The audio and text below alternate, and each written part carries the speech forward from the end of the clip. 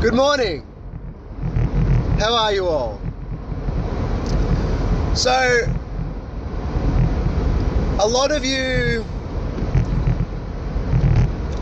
people who know me really well know that a lot of the stuff I know, I'm not born like that. I actually work really hard. I study so many different books. I watch a lot of videos. I do this, I do that, and I go to seminars and courses and stuff like this to learn about basically how to be the best me that I can be.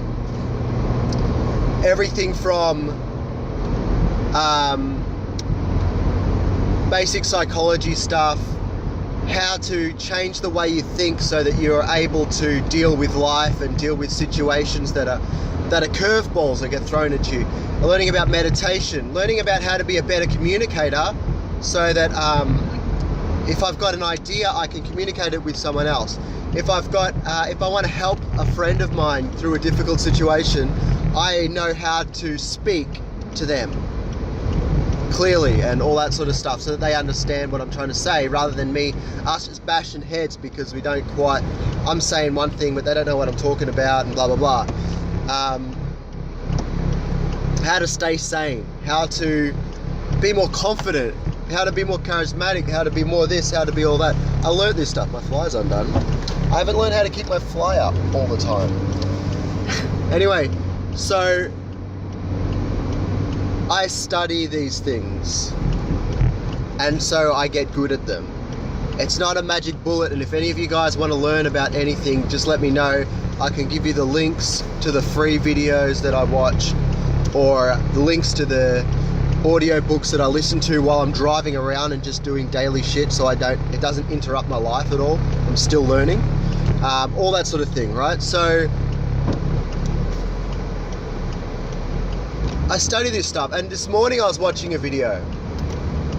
It made me think about something, about how the whole left brain, right brain thing, and how a lot of people feel like a person is born left brain or right brain and then that's it, which, as you learn more and more about all this sort of psychology and self-development stuff, that you know that anything can be changed. You've just got to find the right technique. It's that simple. And if you've tried everything and it doesn't work, you haven't tried everything. That simple. Maybe you're closed off. Anyway, you're closed-minded to trying new things. Anyway, so this left brain, right brain thing. Growing up, I feel like I've always been before I go into that, let's explain left brain, right brain. I think I might have the hemispheres messed up, like I might have them the wrong way around, but I'm pretty sure, I think it was left brain is very creative, more connected to the soul, more, for lack of a better word, more in the sense that it's more emotional, gets better, really good strong gut feelings towards things. Creativity can flow quite easily and from them, and all these sort of things. They tend to get caught up in moments quite easily, whether that's a good moment or a bad moment, like you're at a concert or you're having a fight. If you're at a concert, you're gonna absolutely scream and shout and dance about, and when you're in a fight, you're just like the angriest demon ever to be ever, you know? Or you're watching a comedy, you're the one who's going to piss themselves laughing, like who's going to really feel that joy from that funny thing or whatever. You're in touch with your emotions and you've got that muse of creativity. Whatever that creativity may be, whether it's art, whether it's like drawing and painting and stuff, visual arts, musical arts, you could be a really creative programmer who finds solutions to things, really creative solutions to things that others don't. You could be a really creative chef who knows how to throw meals together with whatever ingredients that are in the fridge and it actually tastes right. You know, creative solutions for cars when you're a mechanic. Nothing seems to work, but you've got the creativity to think of something that no one else has thought of. Whatever, that's all creativity, right? The right brain is a bit more like Spock. Very logical, very good at retaining information, very process orientated, like, if I want to do this, I need to do this. The right brain is less creative because it's too caught up in thought to be as creative as it could be. And I'm talking about the extreme left and right brain people. I'm not talking about, you know, like, whatever, normal people. I'm not talking about normal people. I'm talking about extremes right now, just to get the idea across. They're generally a bit more grounded. They don't get so worked up over things because they're just focused. Now, I'm not a psychologist, so I might be adding things to the definition. And if I'm adding things to this definition, just ignore me. I don't know any better. I don't really care. I actually don't care about what's what. It's just because it's just a concept to me. It's just an idea. But anyway, you get the idea of left brain, right brain. Now, growing up, I consider myself generally a right brain, or a more logical sort of person. More, very, very contemplative. I think things through very, very thoroughly. And all that sort of thing, right? I'd have moments where I got a spark of creativity, or I got a spark of I was in the right environment to make me feel things, to be emotional, to be this, to be that, to connect and all that sort of stuff that my right brain maybe isn't so good at. But generally speaking, I was quite right brain. But after years of sort of learning about all this psychology stuff and where to get motivation, charisma, clarity, calm, where to actually find those in your mind, I'm starting to find that I'm becoming, day after day, more and more whole brain orientated. Meaning I'm not less right brain thinking, but I am more I'm not less logical, but I am getting more creative. There's two parts of my brain, and it's not that one is taking over the other, it's more that the other one is just getting activated more regularly. Does that make sense? So it's not that I'm becoming less logical, it's just that both parts of my brain are firing at once. Now, there was a time, probably last year, where they were starting to build up the creative side, that left brain, emotional type brain was starting to develop. And yeah, it gets a bit confusing because logic and emotions are they're kind of conflicting sometimes. Because you'll feel one thing, but you know something else is correct. And so, when you start to learn to trust your gut, the logical side kind of feels like it's impeding in front of it. But what I've learned is I've learned to listen to both and then make up my own mind about it, right? So I'm in control. And because I've learned about the subconscious, or at least as much as I've learned so far, I've learned about what the subconscious is all about, how the subconscious communicates, what it means, what different feelings mean, and all this sort of stuff, right? I'm learning that I've learned all that sort of stuff, and then my logical side can go, why am I feeling that? And at the same time not dwell on that concept too long, just go, why am I feeling that? It's just because of this, it's just because of that, or I don't know. But I think about it for just a second, and then I go with it and make a decision, right? Because your gut, it's amazing how often your gut feeling is generally more correct than your logical side. If you ever done something, you're going, I knew that wouldn't work, or I knew that would happen. If you knew it, why didn't you go with it? You know what I mean? Because your logical brain jumped in the way and said, wait a minute guys, let's think about this first. Are you sure you want to put that ingredient into that cake? Or are you sure that you want to trust that person? Or are you sure this, or are you sure that? Right? Are you sure that gut feeling is telling the truth? Most of the time it is. Sometimes it's confused because it hasn't got the whole picture. Your gut hasn't got the whole picture. But your gut is better at collecting data than your logical mind is. That's why your gut is so good at it, so quick, right? Because it collects a lot of data, and it accesses it a lot faster than your logical mind can even process it.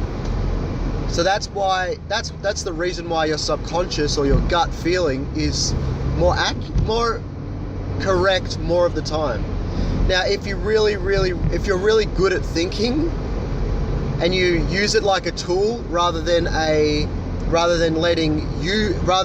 the tool that your mind manipulates, as in you can't stop thinking, your mind is in control, you get overwhelmed by your thoughts because they just don't stop, blah blah blah. Well then, if you're like that, then yeah, you have to trust your gut, because your logical mind is a monkey throwing poo around.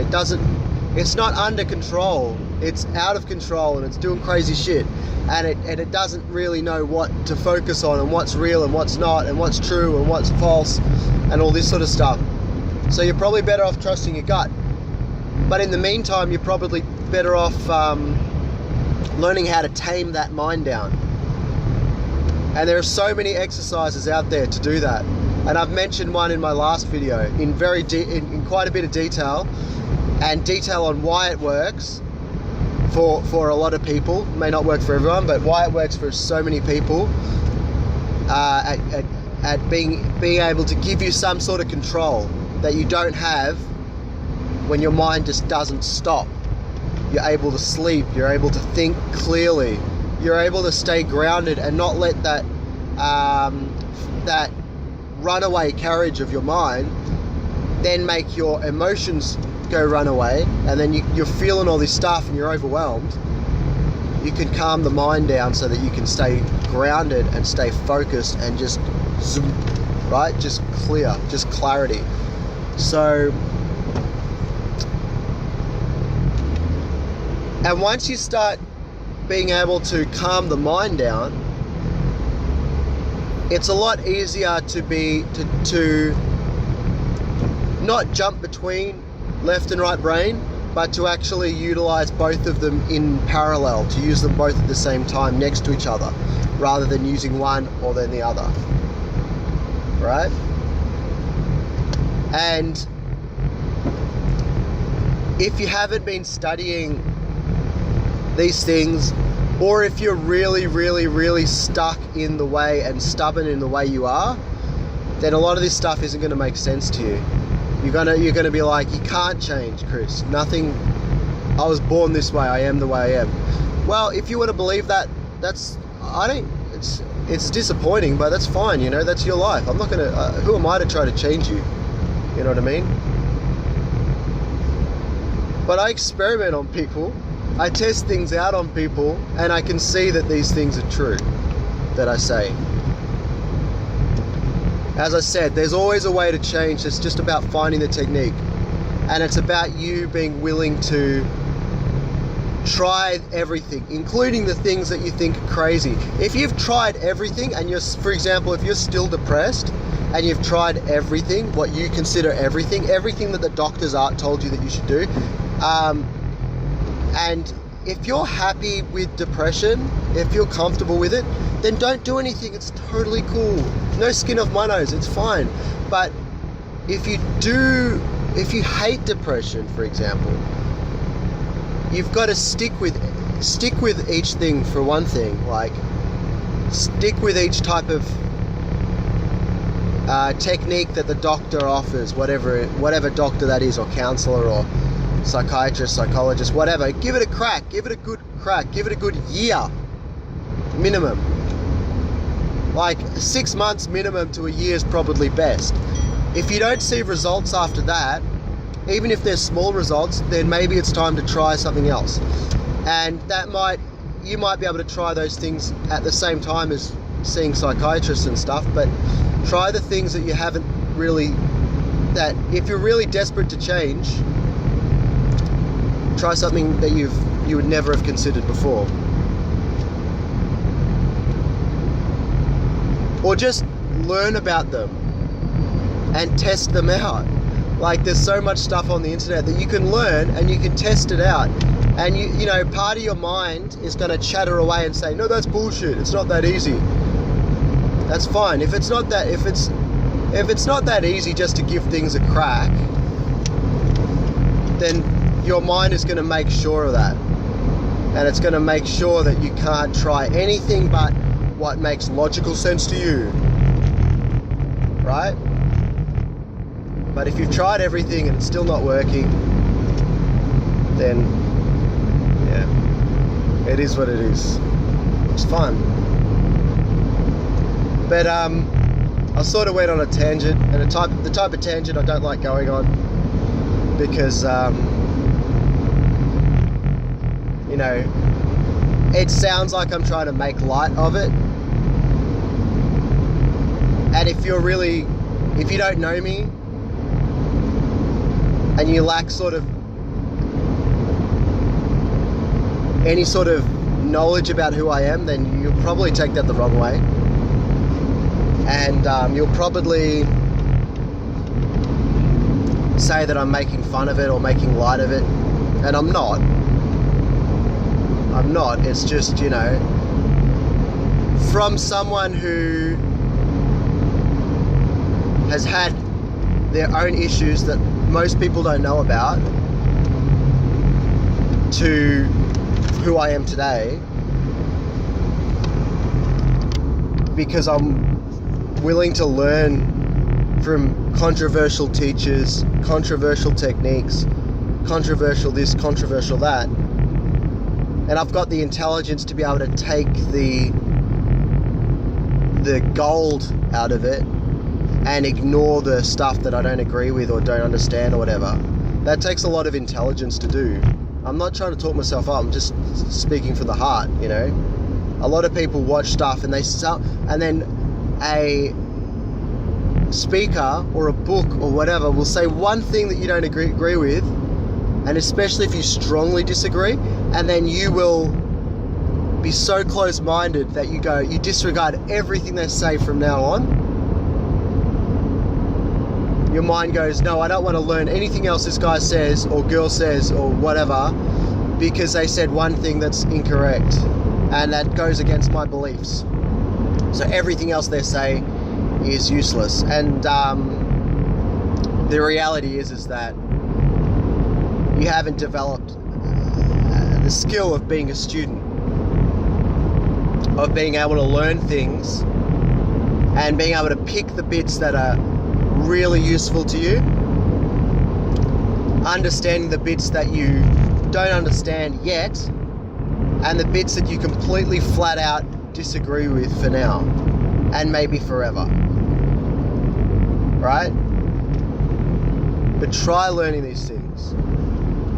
Just see what you can get out of it, not what you can sit back and commentate negatively on, because you're just like every other troll pickhead on the internet, and you're gonna stay in the mental state that you are for the rest of your life.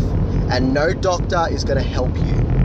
No doctor is going to find the magic technique that's going to make you live your life to the fullest. Period. Because you have made a decision that everything that everyone else does, the most is wrong. And the most you can ask for is to be numbed out to the experience of life so that you can make it to the next day. Which, if that's your goal, that's not helpful. If your goal is to use medication to function enough to get better or to make progress, because life can be overwhelming and sometimes we need a little help, and sometimes a medication is the dynamite solution for the first stage, just so you can get enough control over your mind that you can see the flowers from the trees or the forest from the trees, whatever it is, right? And some people, and I understand, like, again, the low hanging fruit, the people who don't know me will go on to say, but what about schizophrenia? What about this? What about that? Obviously, I'm not talking about extreme mental illness. Come on, guys. I'm not talking about that. I'm talking about the little day-to-day stuff. You know? Right? Those people are in a lot of pain and they need a lot of help. They can take anything they can get. You know? And the problem with all these mental illnesses is that they're so draining on energy that sometimes, no, most of the time, generally speaking, it's hard to even have the energy to look for the next solution, like what I'm talking about. And then you pile a mind-numbing drug on top of that, and basically things get really, really, really difficult. It takes a lot of mental energy to overcome the drugs that make you survive so that you can overcome an illness that's exhausting. It's like, the way I describe it is, if you're trying to watch if you were to watch the type of videos that I watch that can sometimes be very complex, sort of complex ideas. They start talking about the subconscious, how to manipulate it yourself and all this sort of stuff. And then they start talking about about triggers, basically, about things that will set you off like that are, to be honest, sometimes it can be quite disturbing to confront these things, right? And it's one thing to watch them. It's quite another one to consciously watch these things and really assess it compared to yourself, compared to your friends, compared to your life, compared to where your life is right now and where you want your life to be in the near future, right? It's like that, right? And then if you're exhausted, if you're mentally freaking exhausted, how are you supposed to then, like, really focus and listen to, say, a video? Even worse is a book, trying to read a book. Oh my God, forget that. I mean, one of the best ways is to take notes while you're watching. Anything that stands out that makes a lot of sense to you. Don't take notes on stuff that doesn't make sense to you. Don't take notes on things that are stupid, that you don't agree with. Okay? Especially while you're beginning. There's no point. There's ways to use those things that you disagree with to your advantage once you get the hang of this stuff, but in the beginning, just don't even listen to it. Just don't even bother. But anyway, shoot me a PM if you're curious about these sort of things that I'm discussing.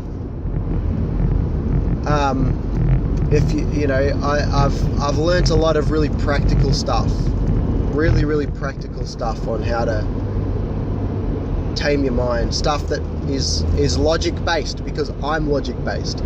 I don't believe in crystals and chakras and all these sort of things. I believe they're a metaphor for other things, and I believe as a metaphor they are incredibly powerful, but I don't believe in them as a concept by themselves. I don't believe in this and that, but I see the science behind why they work and all that sort of stuff. You see, I'm very logic based. So if you made it to the end and you're curious about learning some stuff to make your life have more energy and think clearly and be able to cope with stressful life and all this sort of stuff, shoot me a PM, comment if you made it to the end, because I don't know. I know I make these massive long videos and I never know who makes it to the end, and I assume nobody does, because no one ever comments, I watched it to the end. Maybe you skip to the end, I don't know. But I'm always curious who actually gets to the end. So anyway, if you did, just comment for me. Say like, I did! Exclamation, smiley face emoji. Alright. Sorry if this one got a bit personal, but it's because I just care so much for people, and I don't like, there's a difference between an obstacle and an excuse, and I hate excuses, and when I see obstacles I want to find ways around them, even if they're a genuine obstacle. And if they're a genuine obstacle, maybe there's a different path that we can take instead. We can take, because we're friends. Because I don't have anyone on my Facebook like that aren't my actual friends. Yes, last night actually I went through and like deleted a whole bunch of people. Because we're not friends. We're just like, we're people that are, you know, they haven't interacted with me for years, and they've never come to see me, they've never invited me to see them, so they're not friends. That's not what a friend is. A friend is someone who comes and who cares about you, wants to see you, and all that sort of stuff. So for that reason, all you guys out there are my friends, and all you guys out there I care about, and all you guys out there I want to help as best as I can. And if you need any of that, I'm a bit blunt, but that's only because I actually care about progress rather than feeling better.